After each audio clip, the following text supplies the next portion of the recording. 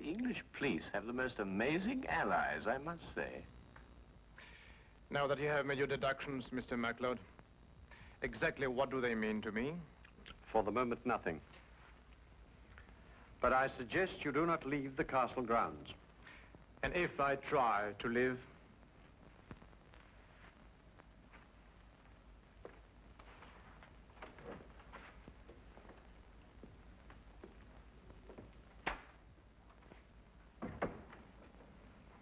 Well done, MacLeod.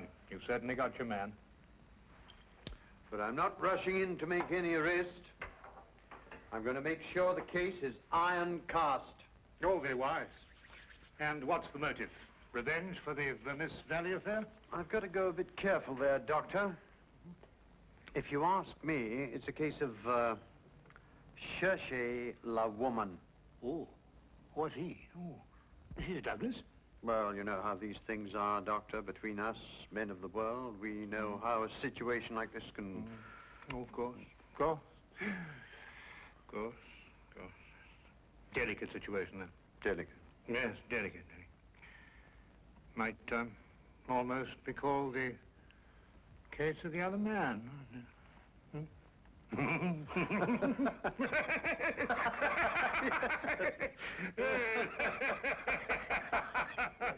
The other dumbbell. Who? Not who, what. What? That's right, what. What are you talking about? That. There's only one dumbbell.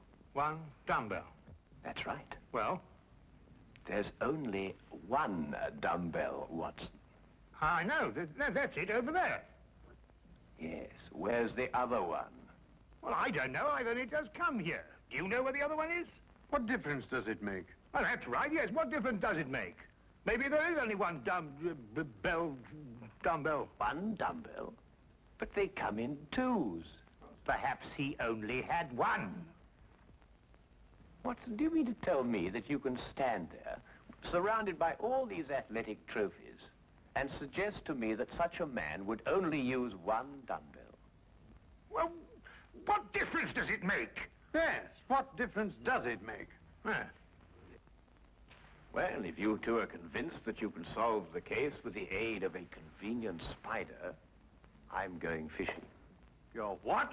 Oh, he's going fishing. He's brought his tackle. Why? To catch fish. Then I take it you're satisfied with my analysis of the crime. Find the dumbbell. Hang the dumbbell! You can't hang him until you find him. Who? The man who took the dumbbell.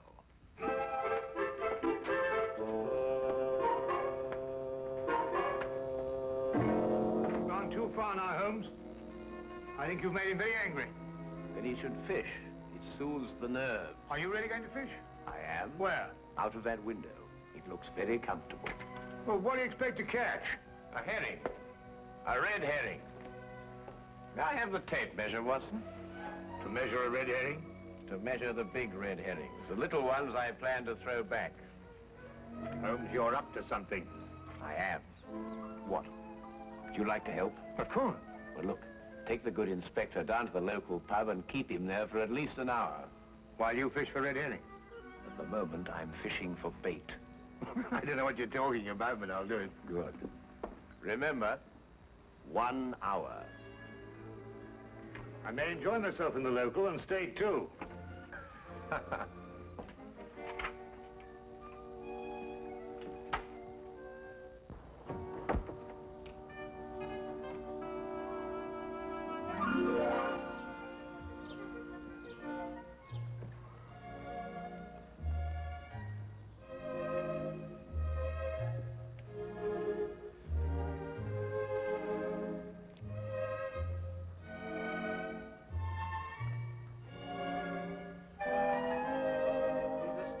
That Holmes. What do you think he's been doing? There's no guessing with him. For all we know, he may really have been fishing. Perhaps we should have given him more time. He's been an hour. That's all he asked for. Yes, that's right enough. Inspector MacLeod? Hello, Sergeant. Have you seen Mr. Holmes? I certainly have, sir. What's wrong? You know the staircase in that room? Huh? Mr. Holmes was sliding down them banisters. He was what? That's right, sir. Sliding down the banisters he was. Well, he was probably investigating something. Probably. Well, let's ask him. There must be some reason behind it. Good afternoon, gentlemen.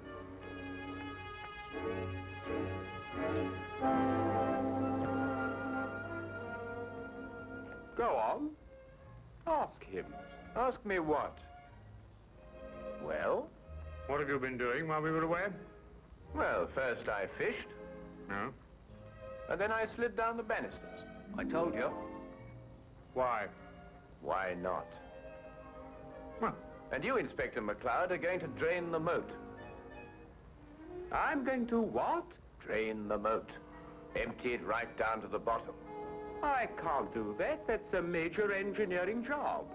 Don't you realize that's a real river that runs round the house? Well, in that case, don't drain the moat, but tell everyone you're going to. And then what? Then we'll all meet back here in an hour's time. and see if we can find somebody pulling something out of the moat. Exactly. What?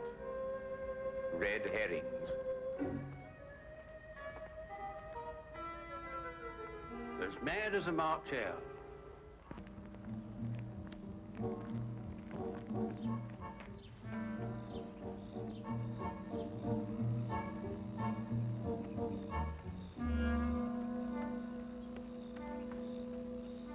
How much longer? Not much. You're certain everyone believes they're going to drain the moat? I don't know who believes it, but everyone knows I said it. Do you think someone will come to the murder room? Someone has been in it for some time. How do you know? The lights are out. Because I left them on. Look, What? That's it, let's go.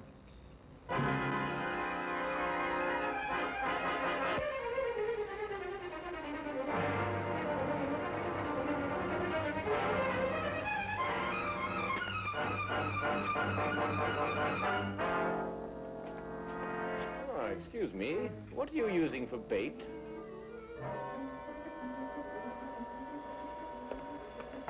Oh, would you mind holding this? Thank you. What clothes did you say the stranger was wearing, McLeod? A loud tweed topcoat and a wide-brimmed hat. Like these?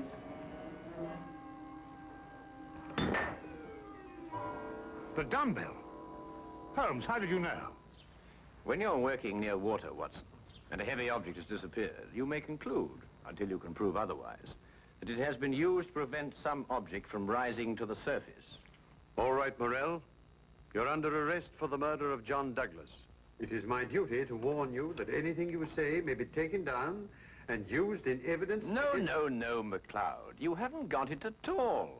What? This gentleman didn't kill John Douglas because John Douglas isn't dead. He isn't what? Dead. The man whose body you discovered in here is the very man who came back to... No, you're not with me, are you, McLeod? Would you tell him, please? These clothes belong to our third partner. A man who's been searching for you for 10 years. Yes. He found us and arrived here with a shotgun. He and John struggled and the shot went off. That explains the vertical angle of the blast. In the ensuing struggle, the gun went off. I heard the report and ran down immediately. I timed it from your room. 15 seconds if you run and 10 seconds if you slide down the banisters. I ran. I thought you would. John was panic-stricken when he saw what he had done. I got the idea to change their identities. But then where is Douglas? With the aid of my tape measure, I was able to ascertain that there is a hollow space behind that wall. I imagine it conceals a passage under the moat. Yes, Mr. Holmes, it does.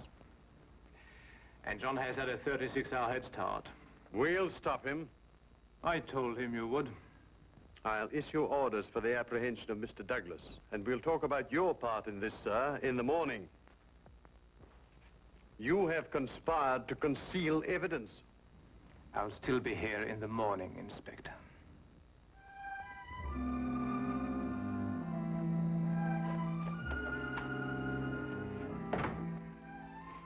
brilliant piece of deductions, Mr. Holmes. An excellent application of applied psychology. I haven't been tricked many times in my life. You must remember that the next time you become involved with murder. And you can now continue your fishing in a more normal manner. Fishing? No, I don't care for it, really. Unless it's deep sea, of course. Yes. But in the absence of an ocean in the immediate vicinity, I think we'd better start back to Baker Street immediately. Well, now, there's a 9:13 or a 10:23. The 10:23 will hold us up at Tunbridge quite a while.